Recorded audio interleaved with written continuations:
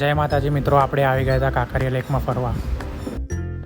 ત્યાં જઈ પહેલાં તો પ્રાણી સંગ્રહાલય શોધવા માંડ્યા હતા આપણે.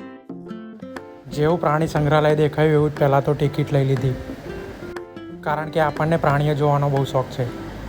અંદર ઘૂસતા જ આપણને ગજરાત નાચતા જોવા મળ્યા.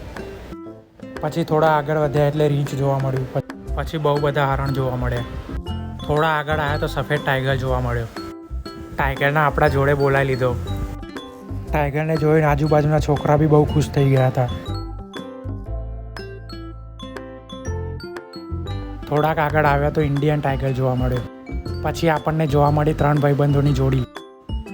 પછી આપણે આવી ગયા રંગબેરંગી પક્ષીઓ જોવા.